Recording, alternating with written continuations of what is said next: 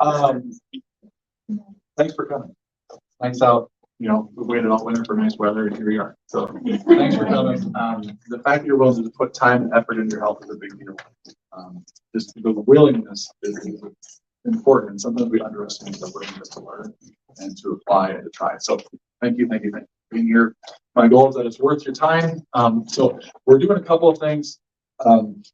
We want to do toxicity from a broad view because toxicity can go a lot of different directions and it can be very, very deep.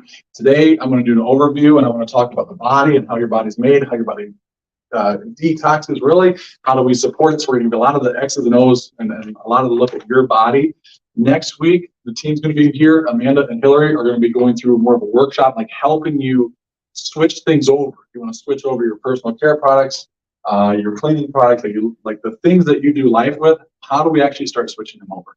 So they're going to like hands-on be helping you do that. It's a lot of question and answer, a lot of support on that end. And we'll break off into groups to do that. So that'll be next week. And then in 2 weeks, Brooke and I are going to be right back here. And we're going to be talking about a mental detox. Like, how do we get away from our world has a lot of stressors that never existed before. A lot of the level of anxiety can raise very easily in our culture. So what do we do to get away from the technology, TV, phones? How do we start to move away from those things in a healthy manner? I'm not saying you have to get rid of it forever, but how do you get away from it in a healthy manner, have a good control of it? And then what do you replace that time with?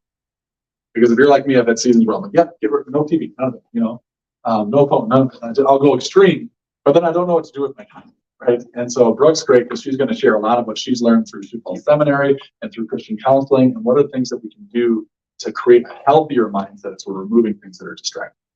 That all makes sense. So you can be a part of any of that or all of that. We do have a raffle for like a gift basket for a toxicity gift basket. Every event that you're at, you get an extra name in the raffle. Just some enticement to come and continue to invest in yourself. So we want to make sure that you're aware of those things. Today, take notes if you're able to. The goal would be if I'm sitting in your seat and I'm saying, what's success? Because we really want to define success. Success would be that you have 1 to 3 action steps, things that you can tangibly do that will help you. If you leave here and nothing makes your life better, you might have just wasted your time, or maybe you just walk away with a little bit more guilt. It's like, did that really help you? Maybe ignorance is bliss if you're not going to do anything different, right? So 1 to 3 things that actually make life better. That would be the goal. And really, like when you're asking, like the team and I, like, what are we thinking when we're doing these events?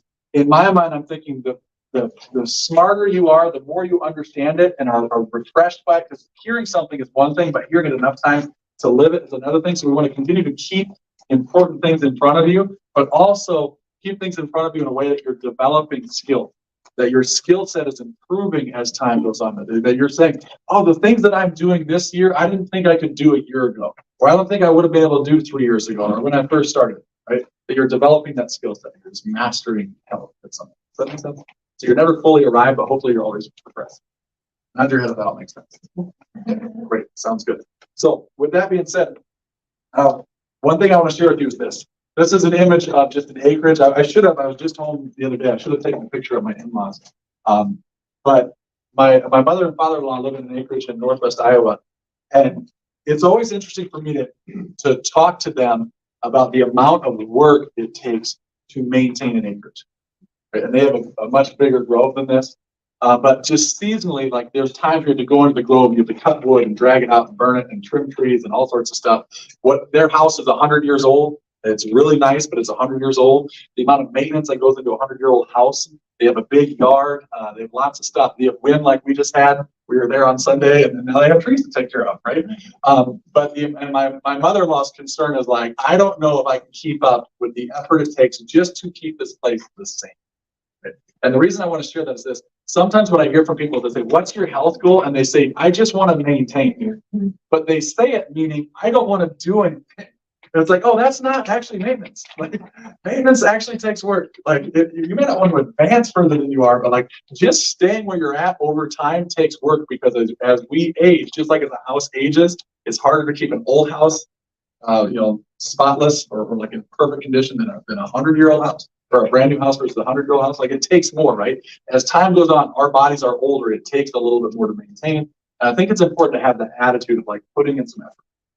And for me, when it comes to toxicity, I always want to pretend like it's not that big a deal. And it's easy for me to not put that much effort into it, or not think that I kind of got beyond that, right? Have anybody felt that way before? Or like you kind of just like, you don't put much mental thought into it. And usually like the times where it's like springtime, get out in the yard, do some cleaning, fall time, get out in the yard is like my mental reminder, like, am I cleaning my body the way that we're cleaning this yard? You know what I mean? Like that type of thing. It's kind of a reminder, like we need to take care of ourselves on a more regular basis. So just remember, it takes work to not go backwards. So if you feel like, man, I'm putting a lot of work, like that just means you're normal. It doesn't. So takes work. 3 T's. So in the chiropractic world, they talk about thoughts, traumas, toxins. They say, what are the things that damage your body or are hard on your health? So they call them the 3 T's: thoughts, traumas, toxins. Anything that causes destruction to your health will fall under one of these categories. Thoughts would be stresses, anxiety, busy work schedules, working too many hours, not getting sleep, not sleeping well because you're anxious about tomorrow morning or about this next week. Like you guys have all been in those places, like chest beating, can't, like just struggles, the mental struggles. So that's the thoughts, or just like telling yourself, like, I can't do this, like I'm no good, like your mental talk, like that's actually stressful. Or it can be helpful, but 3 T's. One is your thoughts. Your traumas is what everybody thinks about when they say like, oh, what's hard on your health? Well, I got in a car accident. Yep, that'll do it. Oh, I fell off a 2-story roof. Oh, you're alive? Thank God. Like, you know, like those are the traumas that people think about. That's sitting in front of a computer for hours at a time. That's driving across the state and back in a short period of time, getting no sleep. Like those are the traumas. It's eating food that's not real food. It's a physical trauma to your body. So the traumas is what most people would associate with health.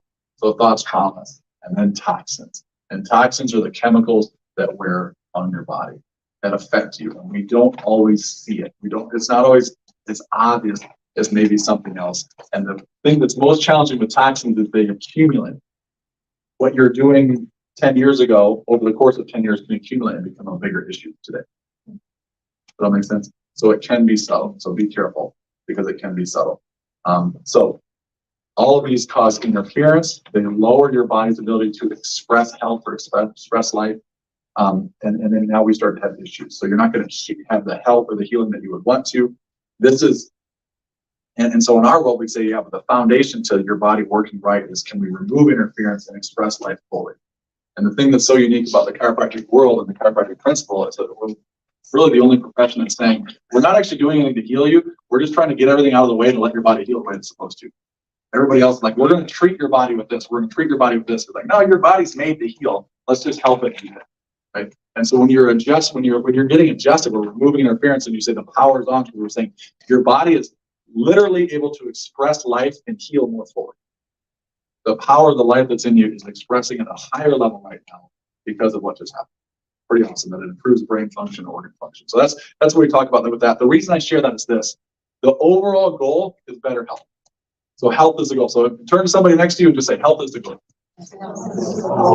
Health is the goal. You can get lost in the weeds and think it's so many other things. Health is the end goal.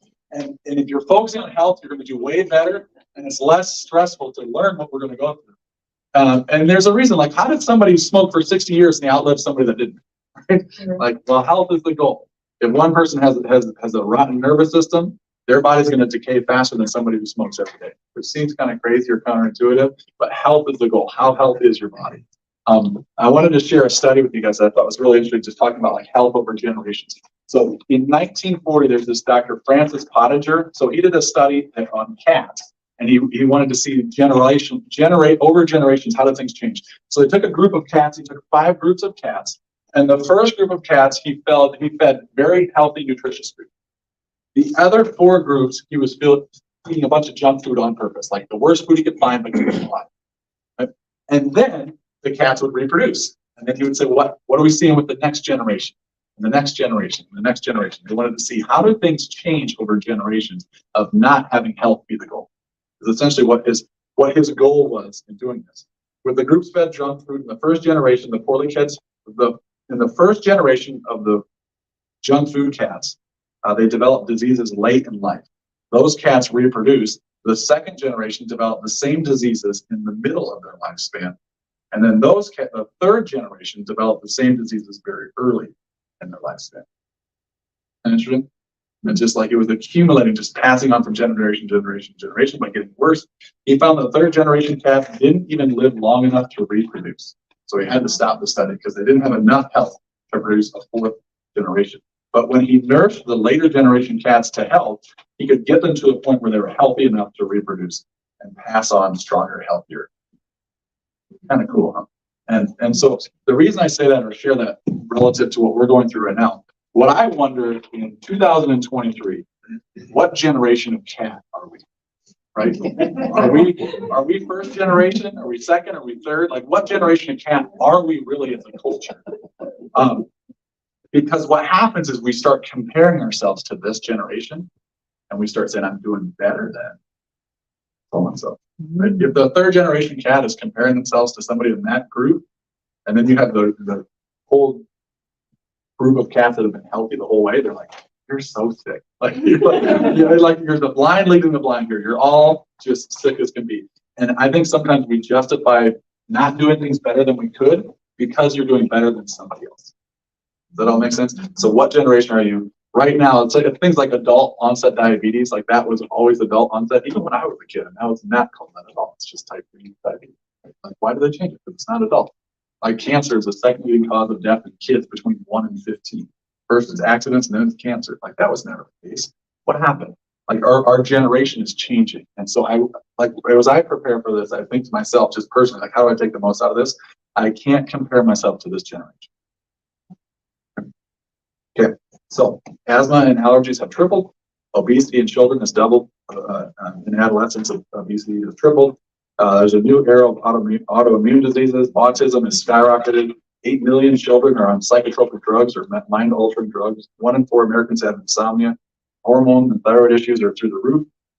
Human tests will show 100% of human fat has toxins like PCB, styrene, and dioxin. 100%. Like, I must be in there. USA Today reports the average public water contains 500 different chemicals. 100% of humans have DDT contamination in their bodies. 90% of foods in the U.S. have detectable levels of pesticides. 95% of cancers are caused by diet and the accumulation of toxins, is what they say. Isn't that crazy? So don't compare yourself to this generation. Like, raise the standard for yourself. That focusing on health and having that attitude will serve you so much better than something else. Now, when we look at our current world, we are under the greatest environmental assault in history when it comes to toxicity. I don't know how they get these numbers, but I hear them and I'm like, God, that seems crazy. On average, you're exposed to 700,000 different toxic chemicals every single day.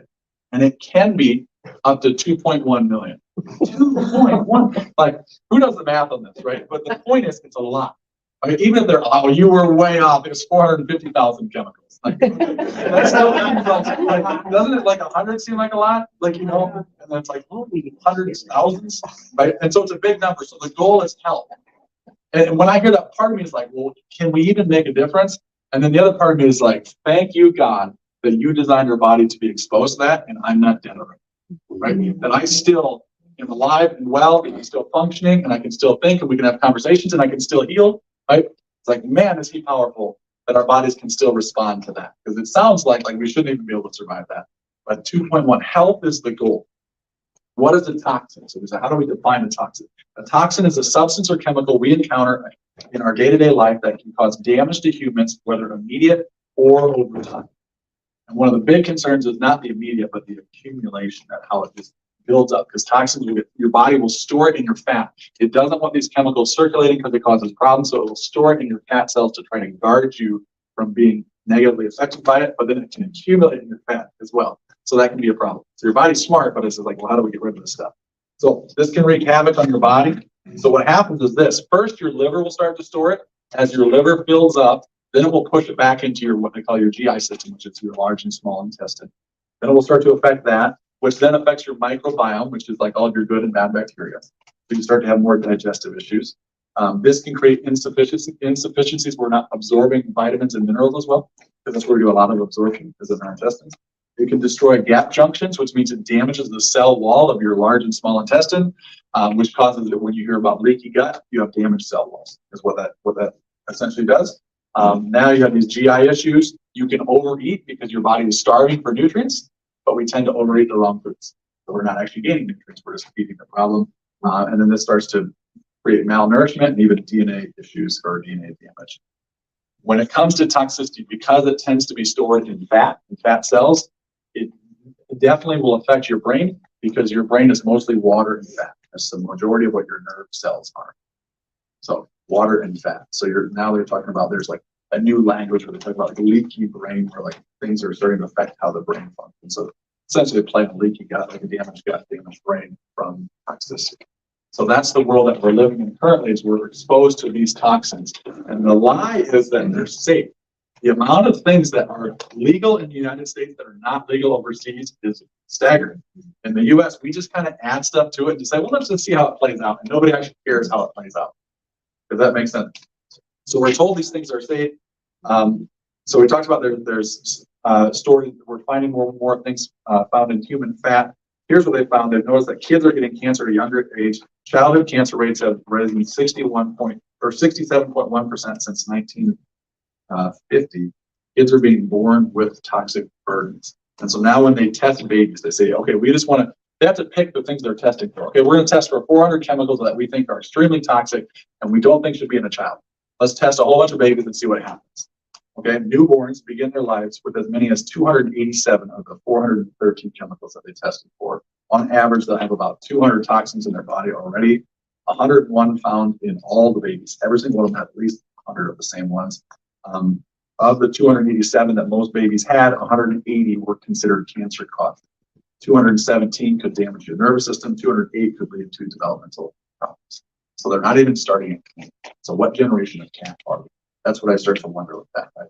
And so how do we compare it, like raise the bar for what you're capable of and what your future looks like? Those are things that we want to pay attention to. And then now there's a big deal because as we can create more chemicals, we're seeing the negative consequences of that. Endocrine disruptors are a category of toxins that are known to disrupt hormone function in the body, and they interfere with hormones, which can lead to things like obesity, fertility issues, certain cancers, brain function, and poor energy. Close to 800 substances that you might use on a daily basis can have endocrine disruptors in them, right? So it's all over the place. And we definitely see fertility rates going down. They say right now it's like 1% per year is what fertility rates are going down. So I listened to a gal, she was like a special researcher on just like the development of people and humans and young humans and then fertility. And she talked about how since from like, I think it was like 1979 till maybe 2015, fertility rates have gone down like 40-some%, and it was averaging about 1% per year. And so we're seeing that more and more and more. And so we're exposed to a lot. So again, raise the standard. As we're exposed to these toxins, it can weaken the immune system, cause things like allergies, asthma, birth defects, cancers, hormone changes, hormone imbalances, autoimmune issues, neurological disorders, anxiety, depression, and plenty of mental health issues. If toxins are going to your brain, it absolutely can affect your body. Oh, did I freak you guys out? I didn't think when I was going through this. This is like I should share some of the stats. And the reason I wanted to share some of this is because for me, I want to tell myself it's not that big a deal, right? I want to think, oh, if I just do all these things, it's not that big a deal, but it is kind of a big deal. And so we need to continue to keep it a priority. And the most common places, the hot spots is what they call of where we're going to find these toxins. Number one is your personal care products. In the stuff you put in your skin, your hair, your eyes, you wash your hands with, your personal care products, your deodorants, your perfumes, those types of things.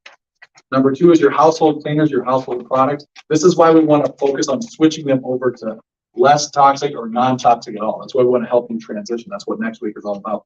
In your plastics, there's so many in different plastics, especially if they're heated up. You know, one thing can be safe and then you heat it up and it's not safe. So like my kids know there's nothing warm that they ever eat that comes on plastic.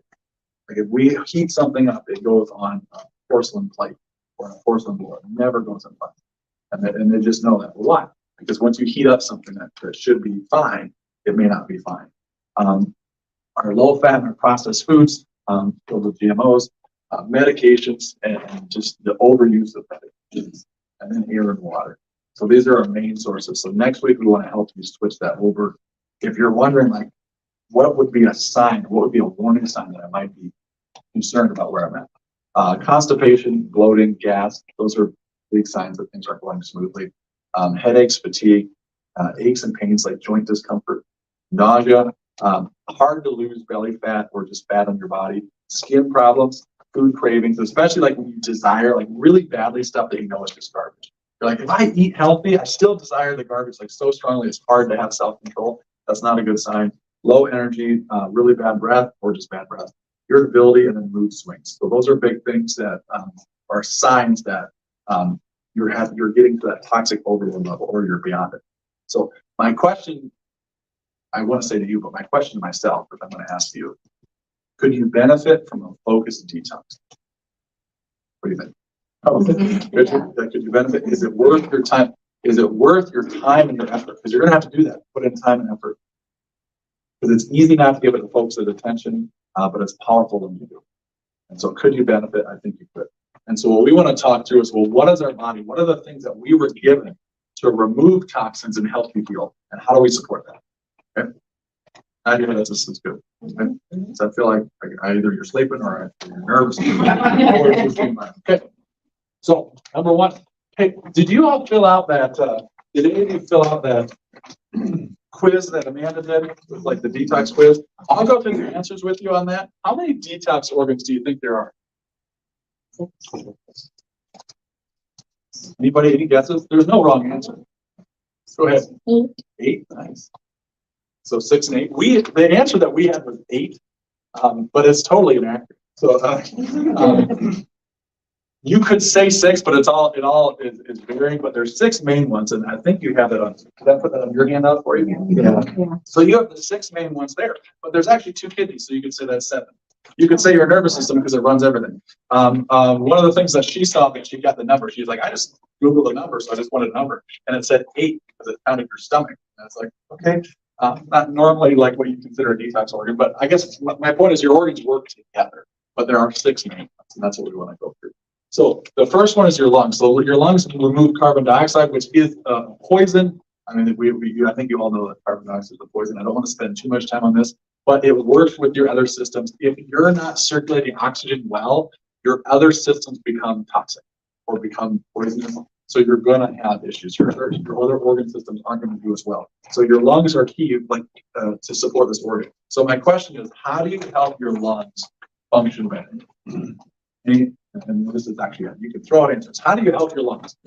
Exercise. Exercise. Yeah, that's a good one, right? You exercise. Breathing heavy, right? Just doing things that get you to breathe heavy are really, really good. Those are 2 answers that I had. You can definitely do something where, like, if you're diffusing essential oils, that can be helpful with your lungs. Sauna or like deep heat can be really, really good for your lungs. Like, those are wonderful things. And the other thing, a healthy nervous system, because if your nerves are working better, your lungs are working better. So I'll give you an example. There's a nerve that comes from your brain down the spine and comes out to the heart. If you cut the nerve that goes to my heart, what happens to me? I'm dead, right? And so if I'm having heart problems and you cut that nerve, I'm dead, right? If you damage that nerve and that heart's not working as well, and we say, here's cholesterol medications, here's blood pressure medications, but we leave the damage, it still doesn't work as well. When your nervous system is working better, your other systems function better. You see it over and over and over again. So a healthy nervous system. So the lungs are an important detox system. You got to move. You got to use them. The next one is your liver. So this is probably your biggest organ for removing toxicity. Is the liver. This picture looks kind of childish, but I liked the image because it shows that you have blood going in and then blood coming out, but then you also have a pathway to the intestines. So your liver will help to filter your blood. It's your primary detoxification organ. It will help filter your blood really, really well, and it can dump directly into with bile into the small intestine if need be. When blood comes into the liver, it goes through these sinusoid spaces, and this is where it's cleansed. It's almost got like mesh to it, where like clean your blood or clean the tissues. And then it also has these Kuiper cells, which is a type of like immune cell, like a phagocyte that will eat everything. And then it will dump it back into your bloodstream and call it good. So the liver is a powerful detoxification organ unless it gets overwhelmed. If the liver gets overwhelmed, then everything starts to back up. This is why if somebody is going through, let's say, for example, if somebody's going through cancer treatments, one of the first things they do is start doing colon cleanses, because they say we need to clean out your colon to make sure there's plenty of room there so your liver can dump all the toxins into your colon so the liver can free itself up. So the primary thing they start to do, like one of the first things, is to free up the liver's ability to remove toxicity. And so if you're going to support anything, you want to support the liver. So what are things that you think you could do to help the liver work better? Any ideas? Lemon juice. What's that? Lemon juice. Lemon juice? No. Yeah, apple cider vinegar? No. I just gave you an idea. What do cancer patients do? I'm not telling you. You can do a colon cleanse, clean your bowels out. Healthy, but you could do that. That's fine. Healthy bowel movements. Healthy bowel movements do support the liver. Drinking lots of liquids, so staying hydrated is really important for the liver. Being dehydrated is harder on it. Adding toxins, like taking ibuprofen, Tylenol, Advil, like just leaving the basics up. Adding more stuff to make it work harder is hard on it. So if you can avoid doing that, if you could minimize doing that, that plays a big part. Getting lots of nutrients, because it will use lots of nutrients, it'll use lots of antioxidants. It's got 2 different phases of detoxification that does. So you can go into detail in the liver if you want, but it uses a lot of nutrients to do that. So a lot of fruits and vegetables. This is why somebody might be like, if somebody that's a cancer patient, they might be juicing 12 pounds of vegetables a day, right? In a certain season of like 12 pounds. That's a lot of nutrients that they're trying to get out of those vegetables, right? Because they're trying to support their detoxification pathway. So just to give you an idea. So lots of vegetables for sure, but then some fruit. And then if you take something like a daily detox, this is going to have nutrients. So like, this is something I try to take twice a year. So I talk about like cleaning the yard. I'll try to take it twice a year because I want to make sure my body is clean. So the cell detox is full of nutrients that support liver function and support natural detoxification. To remove it from your body, it also supports pulling it out of your actual cells as well, not just in the liver, but also in your cells throughout the body. And then the body detox actually binds it so that you remove it. Because sometimes you can pull toxins, let's say you pull toxins out of this cell, and before they get to your, before they get excreted, they just get absorbed into the next cell. Right? So that's not necessarily a good thing. And people can have symptoms with that too, where like they feel uncomfortable because they're pulling toxins, so they feel off. And then just absorb it somewhere else. But it's like, well, no, it's hard to lose that weight, or it's hard to get through that. So you want to bind it. So this is a safe way to do that. So that's part of it. So the detox is one of the best things that I'll do annually or twice a year to help support that. And then obviously a healthy nervous system. If the nervous system works better, the liver's going to work better. The lymphatic system. How many of you hear about the lymphatic system? You wonder, how does it work? Anybody wonder that? Like, how does it all work? When you circulate blood, so your body's circulating blood and nutrients to your tissues.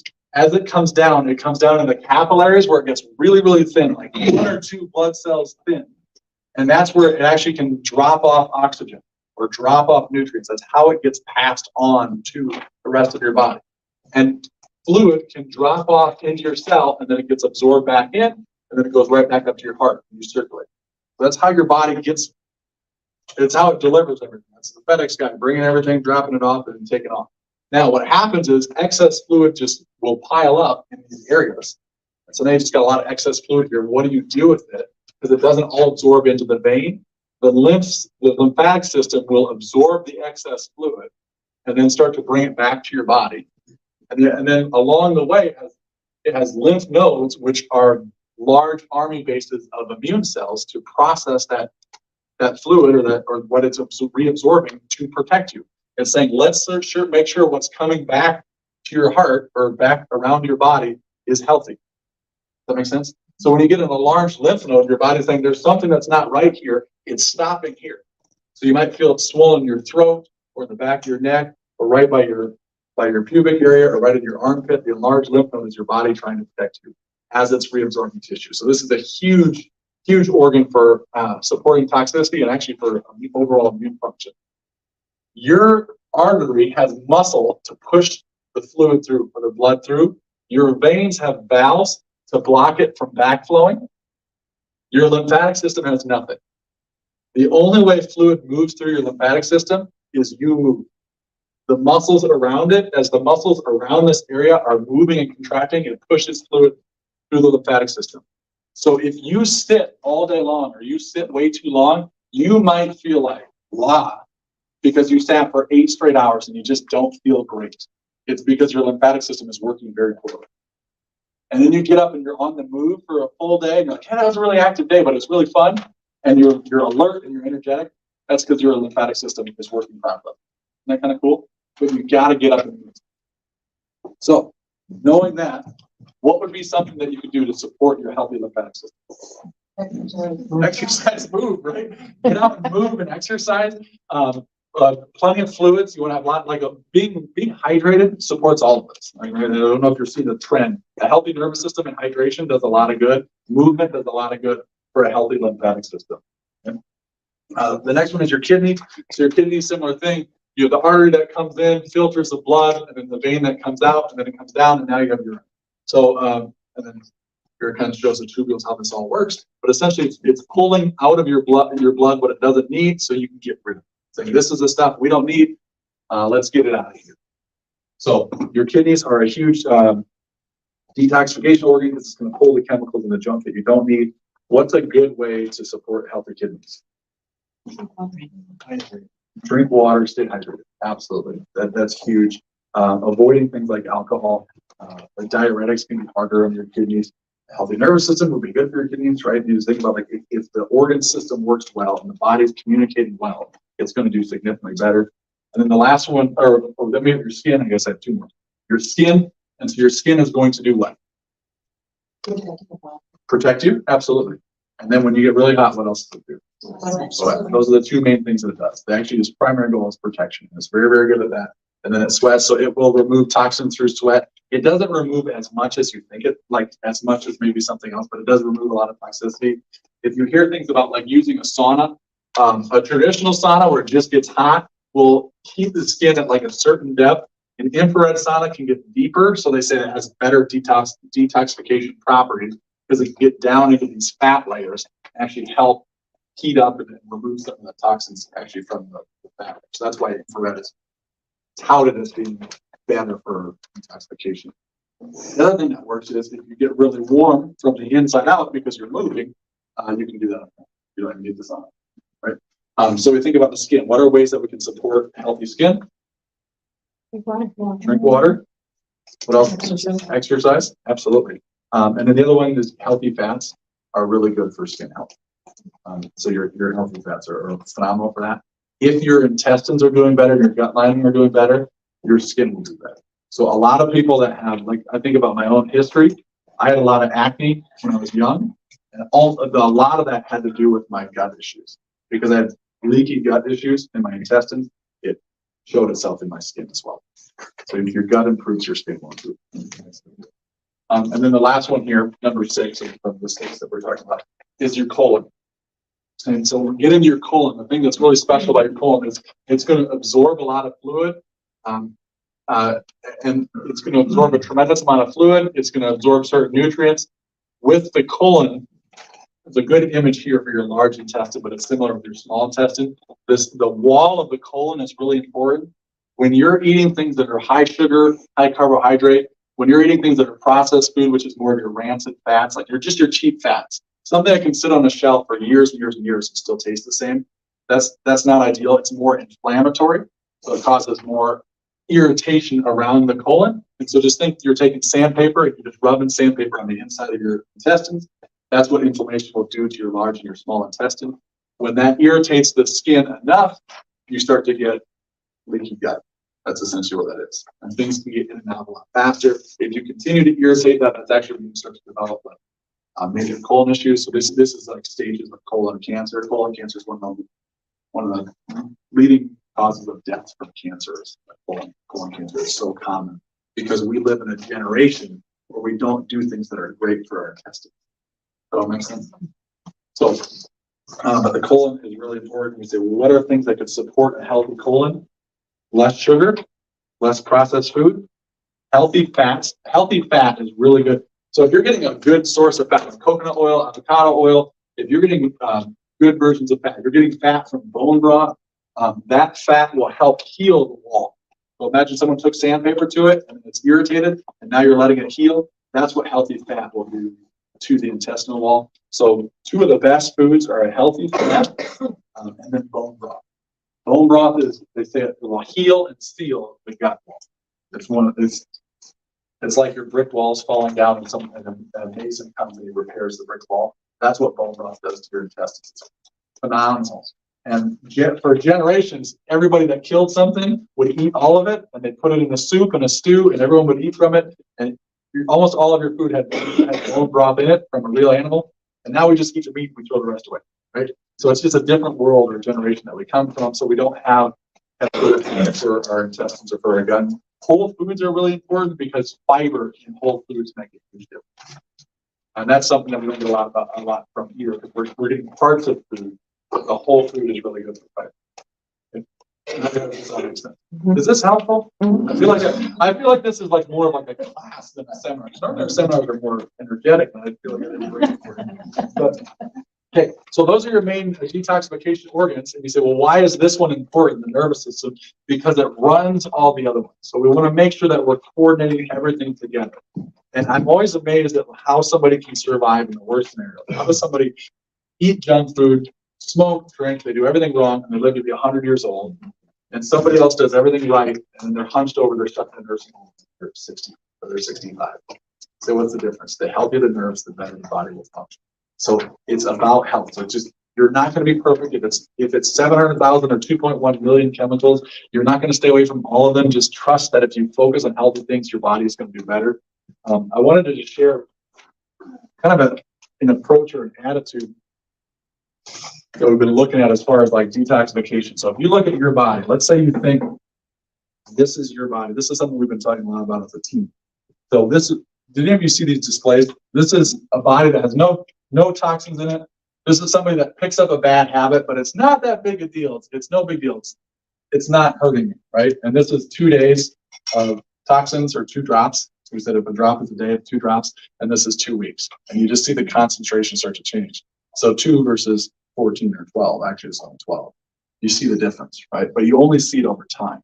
At like 7, they looked about the same. At about 9, they looked about the same. And so sometimes we don't realize the accumulation that happens in our body.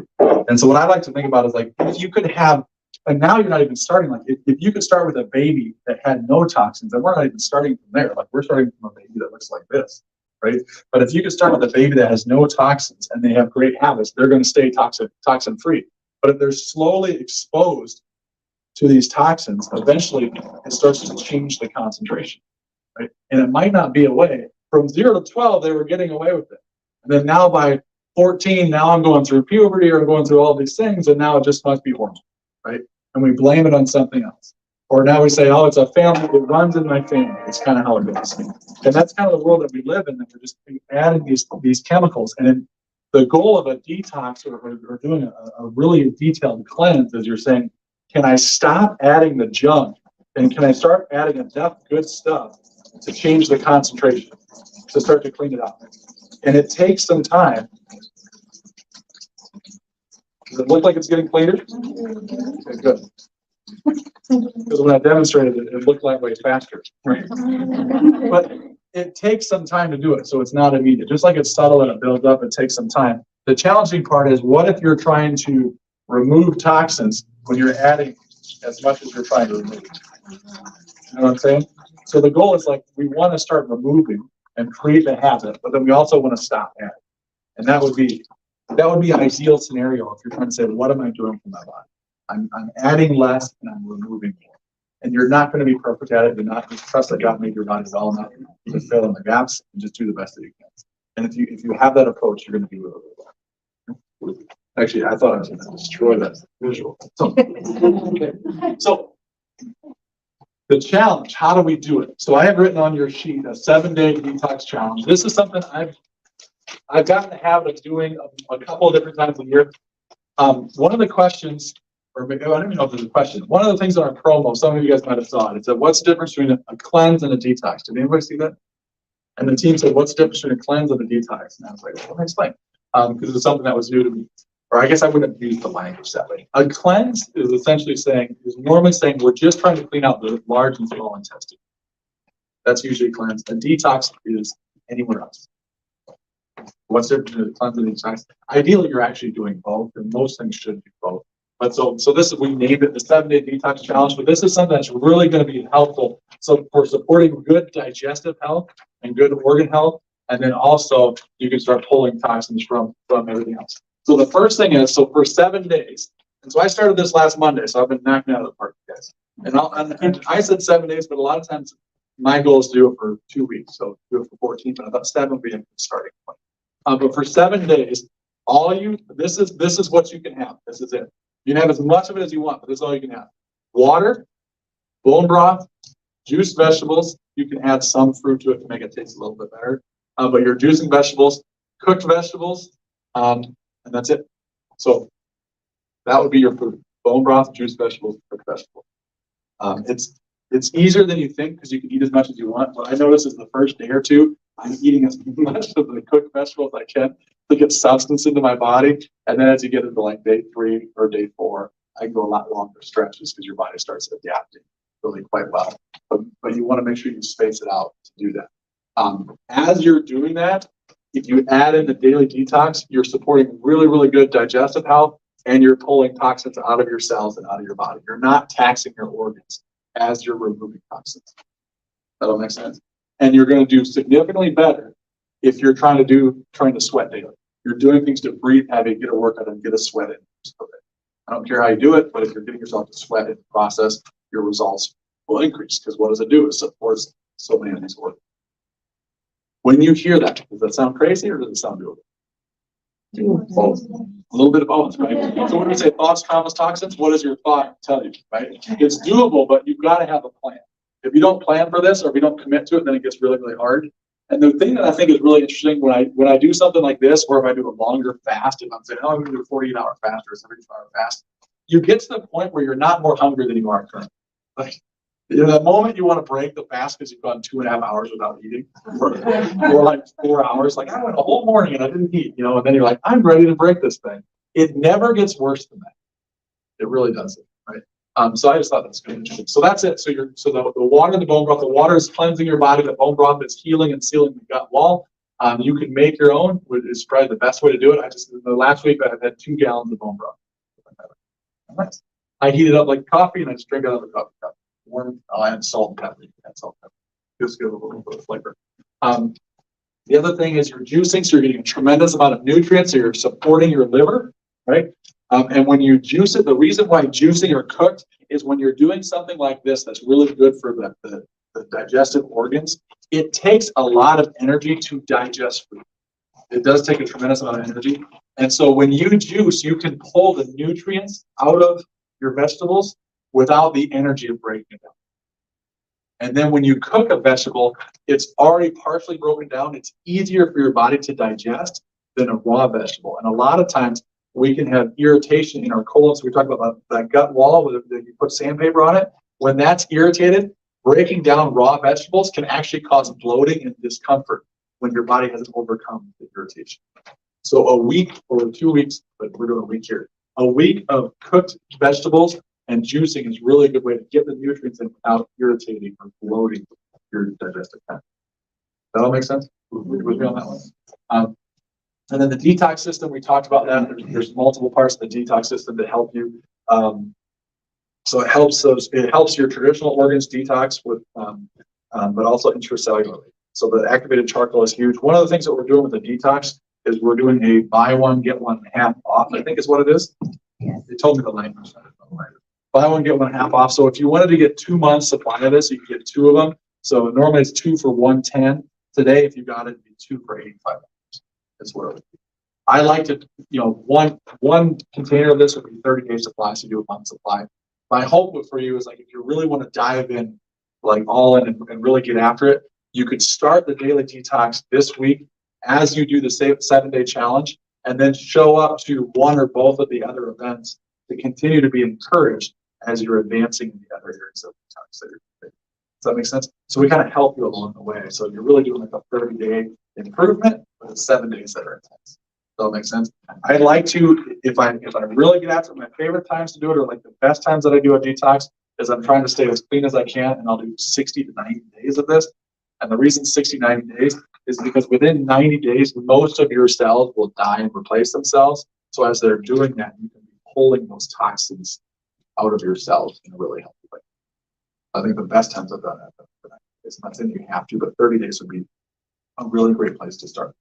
Okay, so if you're looking for an action step, start here. If you want 2 action steps, start here and the cleanse. But those would be really good ones.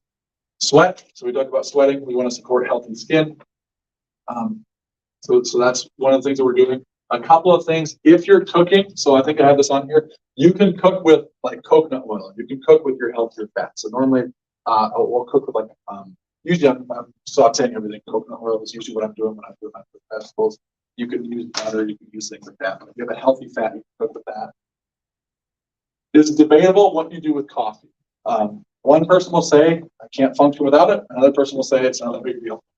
If you do, the reason I say it's debatable is some people respond differently to coffee than others. There are certain people where it irritates their intestines. They love it, but it irritates the heck out of them. Okay? So it's nice to take a break from that if you can at times. So if you're doing the 7-day cleanse, ideally you say, hey, let's just do 7 days without it. That's a great way to go. If you still are like, no, I'm still going to have some, 1 cup a day, limit yourself to 1 cup a day, make sure it's organic. Because if it's not organic, it's going to be inflammatory because there's so many chemicals on it. So you want to make sure it's organic. Ideally, if you're having it, have it with some sort of fat or protein. So like if I have coffee, I always put some of the protein in it, and then I always put a bunch of butter, which I think makes it taste better. But if you're having it with fat and protein, it's not as hard on your intestines. Because if you have it just by itself, it can be more challenging on your gut. Okay? So, Would herbal teas be a better option than coffee in a program? way better. Yes. Much better option, yeah. I'm just attacking coffee because I know it's such a socially, like this generation of people, we love our coffee, right? Yeah, really good. Some of those are very good. Yeah, absolutely. Yeah. So if you do have the coffee and you said with protein, you can't have that. Right, you're very better off just doing a fat with it, just like a coconut oil or like a butter with it. Great question. And now, I'm telling you the challenge I think would be ideal for you. You can make it your own. If you do it 99% like this, you have like a 1% variation, but it works for you, and you make it 7 days versus 1.5 days, do the 99%, right? Because your body will definitely. That's a really good question. So, really good question. I heard something the other day I thought was really cool. I was talking to a guy that has a military background and he just learns a lot. He's learned a lot. He's been through a lot. And then he was talking about military training. Like if somebody gets captured and they get put in like a POW camp, or if they're trying to get interrogated, they're trying to get information out of them, they will do training for how do you not give up information. The most common things that they do is they isolate people. They say if we get you away from people, you're more likely to break. If we make sure you're not sleeping, we're going to wake you up all the time so you're not sleeping. You're more likely to break. And if we don't feed you properly, so you're always hungry or you're always malnourished, you're more likely to break. So those 3 things will break a person faster than anything else. Isn't that kind of interesting? So if you want to have good mental health, what do you want to do? Make sure you're getting sleep, make sure you're getting good nutrients, and make sure you have good connections with people, right? But we live in a culture where it's easy to be on your devices. It's like, that's not a connection. Like that doesn't count, right? And so we can almost feel like we're in prison. But the point of this was this. So they were talking about like, how do you train your mind to be strong in the midst of all this? Because so much of this is like, you know the information, but it's like, how do I apply it well and have the right outcome? And he said, if the best thing you can do is in any moment where somebody is basically stealing your freedom, that you're saying, I'm choosing to do this. So they wake you up and you got 30 minutes of sleep and you wanted 6 hours of sleep, and they wake you up and now they're forcing you to get up and go do something. You stand up as slow as you can and you say, I'm choosing to stand up. You walk out the door at whatever pace you walk out and you say, I'm choosing to walk out the door. And you remind yourself that you have control of the situation and you're choosing what you can choose to do. And so you make your bone broth and you say, I'm choosing to be healthy, right? You go do your workout and you say, I'm choosing to commit to exercise. And it's empowering to do it that way versus to be like, oh, I have to, I'm forced to. If you feel forced to do any of this stuff, it will break you faster. Does that all make sense? Mm-hmm. So you want to choose it. Before you react to a situation, remember that the only thing you can control is your thoughts, your beliefs, and your actions. I choose to do this. So that's the attitude that we want to have, is that we're choosing to do it. One more thing I wanted to share with you is we have on our calendar, April 24th, that's switching over, that's next weekend, that's switching over your care products. On your sheet, you have a QR code. One of them is personal care products, one of them is household cleaners. So I wanted you to have some resources so you can scan that with your phone and go to EWG, and it will give you resources. So if you're already wanting to switch over some stuff before we even get into next week, or for whatever reason you just want to do it on your own, you've got some resources. That's a really good website and resources to do that with. But on April 24th, we're going to switch over to personal care products on May 1st. So we're going, here's us, the 17th. Next weekend, switch over. May 1st is when we're going to do a mindset detox, so a mental cleanse. And then May 8th, we're doing, so this is the first time ever we're going to do this. We're going to do a dessert with a doc. And so what this is the cool way to introduce a friend or someone you care about to the office. When you have that person in your life, you're saying, I want them to get healthier. I want them to understand what I do. I want them to have a good experience. The goal is, so the plan is this, on May 8th, they can come here and at 6 o'clock, we're going to sit around and have desserts for them, or we're going to talk health. And my heart behind it was like, can we make it feel more like a small group where they can ask questions and be engaged, but also learn about health and learn about the 5 essentials and learn about how important your nervous system is, how important your spine is, learn what you're doing. And so they can come, the plan is we start at 6, they can come at the end of the day, kind of see the office. Oh, this is different than every other chiropractor I've been to. Because how many of your friends say that to you? I've already been to a chiropractor. And they walk in, they're like, this is not like what I've ever been to. They can see the end of a shift. We're going to circle the chairs up. We're going to sit down. You can come with them if you choose to. That'd be awesome if you did. And share, here's what I like about this place. Here's why I come here. Right? But they can hear and listen. And I'm going to ask questions, and then I'm going to talk about health. What is health? Why is the nervous system important? Why do we take care of it? Why do we continue to teach and learn and grow? And then I'm obviously going to offer, if you want to learn more, if you want to know more about your situation, where you're at, where you can improve, here's how we can set up a time to do that. We're going to give them a chance to come in and meet with me and the team if they want to. Sound kind of cool? So deserve the doc. So that's going to be May 8th. So if you have somebody in your mind, start thinking about them and then let us know, because we'd love to have a good group of, like, I don't know, 12, 14 people in the room where it just has a good feel to it, but also like you get a chance to share, or your friend or your family gets a chance to ask. It'd be kind of cool. So that's all coming up here. Going through your sheet just so you can make sure. It says thoughts, traumas, toxins, remove subluxation, you have left interference for better healing, better health. The number one habit is a healthy what? What's that? Goal. A healthy goal is. Well, you're right about that, but the number one habit someone can have physically, let's say we're talking about the physical body. I talk about it with every single organ, healthy nervous system, because it runs everything else. So your number one habit is a healthy nervous system. Toxins are simple, and then it has a definition of toxins, it has the 6 organs, and there's a detox challenge on there. Here's what I notice when I do something bad. If you're wondering, like, what is a little extra motivation minus not having the toxicity? My joints always feel better. By day 2, I usually feel a little tired because I'm transitioning over my food fuel sources. But usually by like day 4, I feel like I'm energetic. I could run lighter. I feel like I run with the wind versus stop. You know what I mean? Like there's a difference. So your joints feel better. You feel lighter. Focus increases. So you want your mind to be sharp. It definitely increases energy. Sleep. I always feel like I start sleeping much better, which is always nice. And then weight. I just feel like I'll drop a little weight. So those are always be helpful things there. You have your QR codes, everything there. The detox quiz. It takes how many seconds for lotion to be absorbed into your bloodstream through your skin? I guess it's 26 seconds. Once you put it on your skin, 26 seconds in your bloodstream on average. So if you don't mind eating it, put it on your skin. If you don't want to eat it, just remember that. True or false, your gut health is directly related to your mood and your mental health. Yeah. True, right? Absolutely it is. True or false, 90% of household dust tested has toxic chemicals. True. I'm pretty sure they're all true. There are blank organ systems that aid in detoxification. Six main ones. Yep.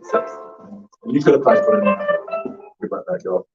Heavy metals can build up in your body, leading to which of the following? Cancer, nerve and joint and muscle disorders, reproductive and developmental disorders, all of the above. All of the above. Right?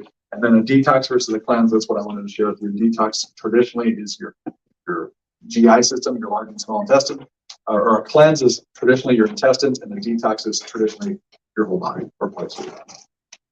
So that being said, you have your action steps, you have your marching orders.